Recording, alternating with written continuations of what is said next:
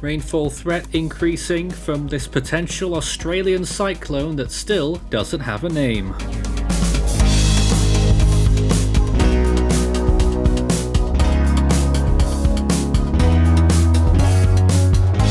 And now the latest around the wide world of tropics. Tropical weather bulletin for January 22nd. So we're pretty much in the same place as we were yesterday, with Angreck still the dominant cyclone in the world right now, and this tropical storm in the Coral Sea, which we've designated but still not officially so. Bureau of Meteorology are watching it closely. We are code orange for it as well, a substantial impact likely. 130 days until Atlantic hurricane season begins, and the Atlantic as a whole is generally fairly quiet. There are a few little stormy areas though, particularly off the coast of Newfoundland over the North Atlantic. A wave of storms are parading across the North Atlantic at the moment.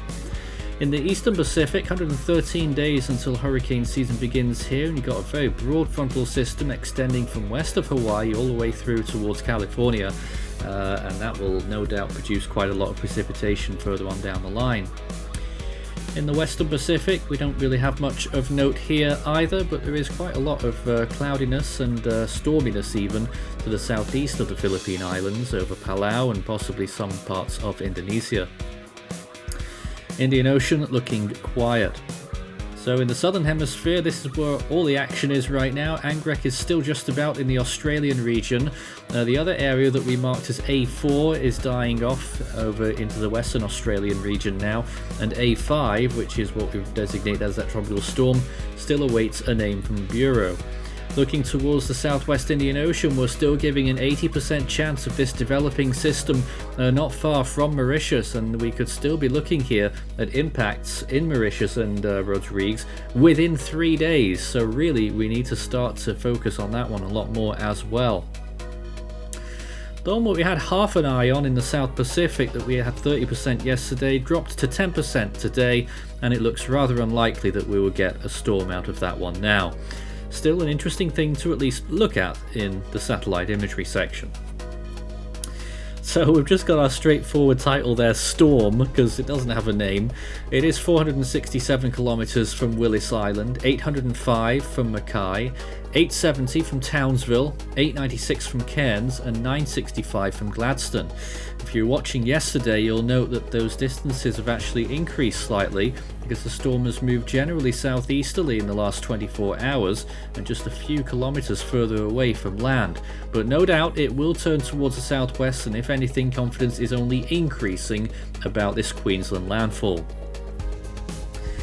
So let's take a look at satellite imagery across the whole southern hemisphere right now. First of all, the southwest Indian Ocean, you can see this extremely broad area of storminess in general. We'll come back to that later.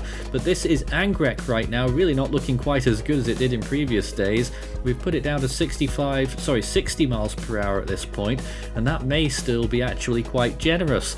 The eye structure completely failed, and it's just got convection off to the north and northwest now. Australia still got lots of cloud in the area, a very tumultuous period as we've witnessed already so far this season. That's still a remnant low there, moving off towards the west, and then this cyclone on the right hand side, which to be honest is looking much more elongated than it has done in recent times. And this is the other system in the South Pacific, that this is the only time we'll be looking at it here.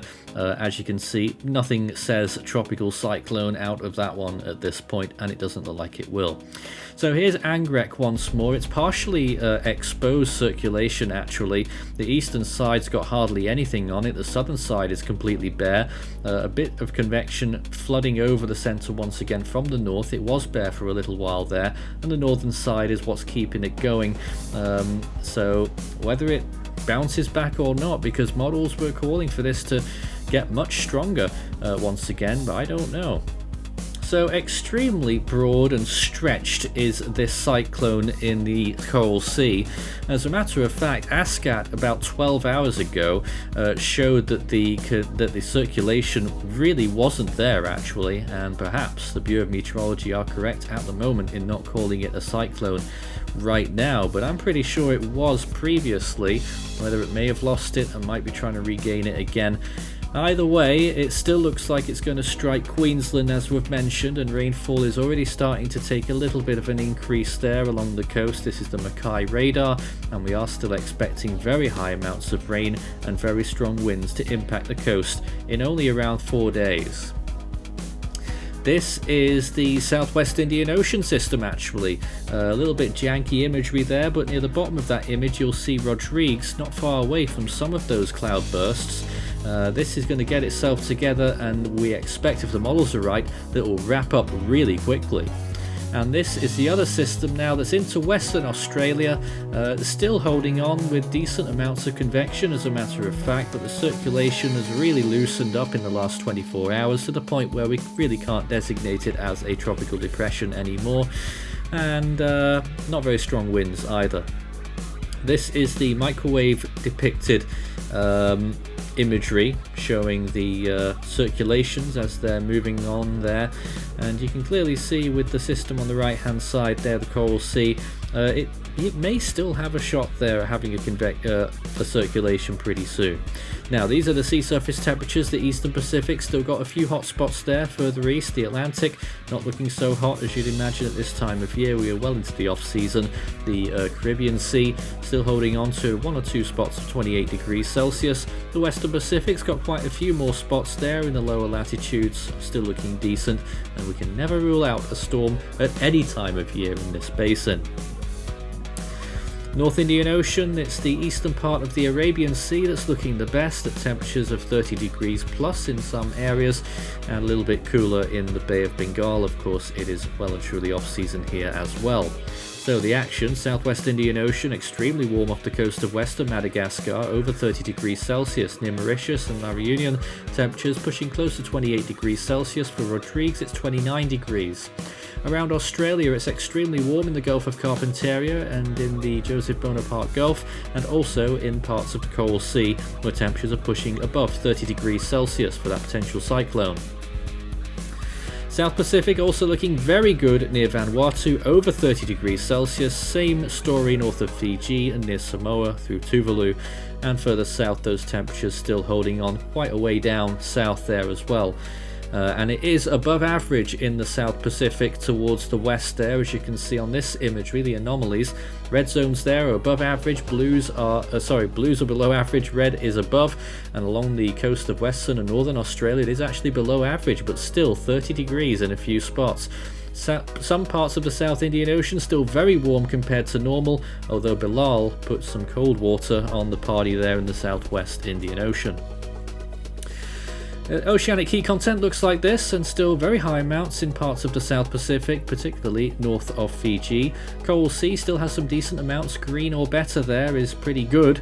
Western Pacific also has ample amounts of oceanic heat content. Even the Eastern Pacific still has a little bit holding on from last year.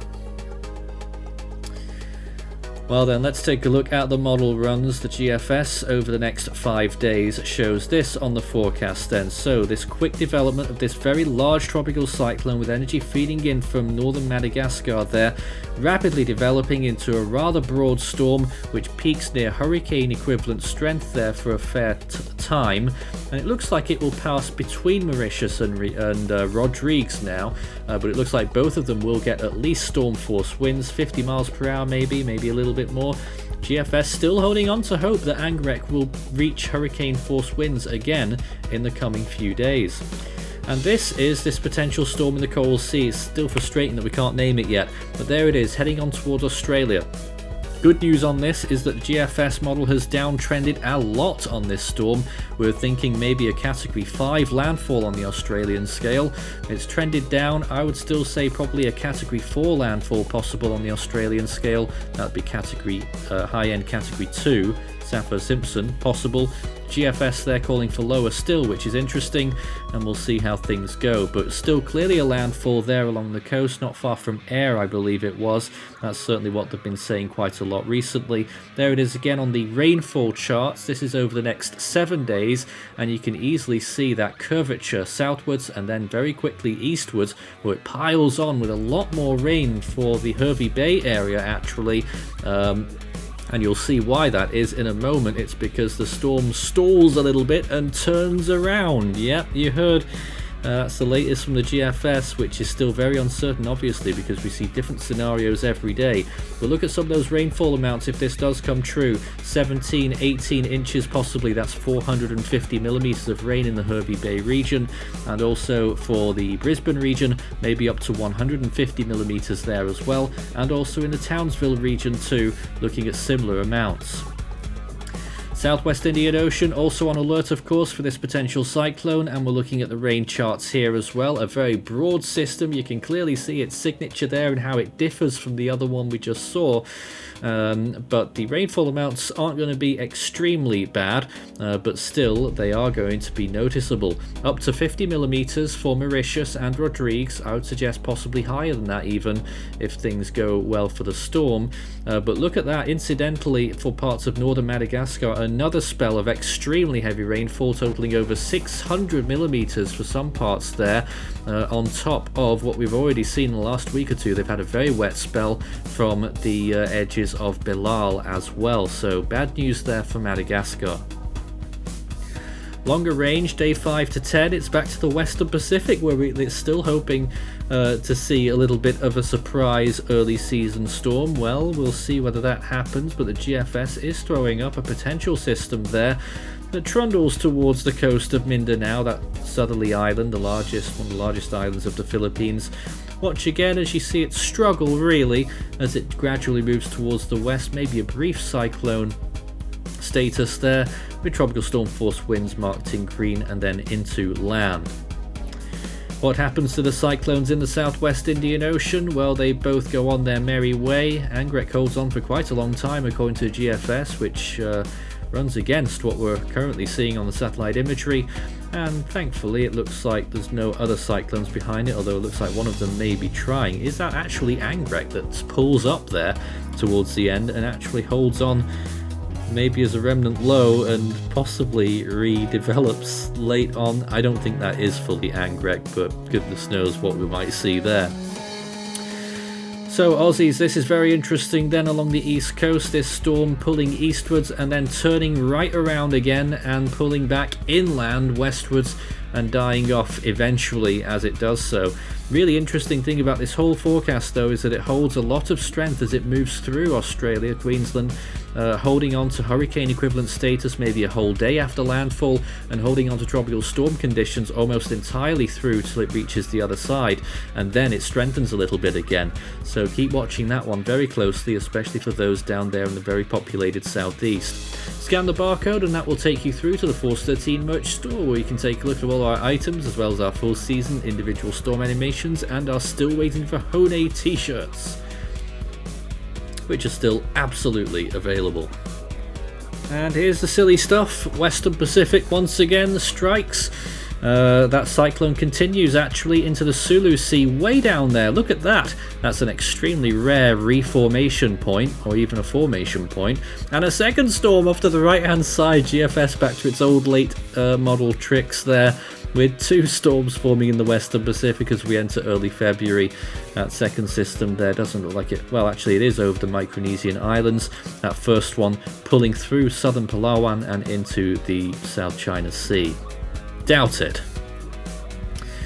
Southwest Indian Ocean, this system that we were looking at there, it actually does survive continuously there through Mauritius and Reunion and strengthens as it leaves and pushes westwards. What an unusual track that would be, and look at it blowing up at the end of that run out towards day 16, so it is very silly range and I wouldn't put any faith into this one yet, but becomes a hurricane strength storm and that would be some way to achieve that. Goodness me, that's the silly range today. Well, what happened on this day 3 years ago actually now, Cyclone Eloise, which peaked as a Category 2 just before making landfall in southern Mozambique. We covered it quite comprehensively on the Force 13 channel, and that was the track animation, an excerpt of it. You can find that on our channel as well. We also had Tropical Storm 13S, which had just formed further east, and it certainly looked like a tropical storm, but they didn't get a name. and it generally cruised towards the south and then westwards and died off quite quickly in just a couple of days.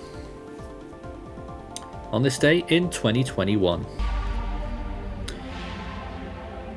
I believe that's 3 years ago. Back to this year then. The first name on the Atlantic naming list this year is Alberto. In the Eastern Pacific it's Aletta, and in the Central Pacific it's still Hone. 3 storms so far this year, but it feels like we've had more, doesn't it? We're code orange right now still for the Australian region. Iwiniar is next in the Western Pacific, and in the North Indian Ocean, and the first name this season year will be Rimal. In the Australian region, it's still that magic word Kirrily. It hasn't happened yet, we're still waiting. In the Southwest Indian Ocean, it's Candice, and in the South Pacific, our next name is Nad. That's all from tonight's Tropical Weather Bulletin. We'll be back again tomorrow night.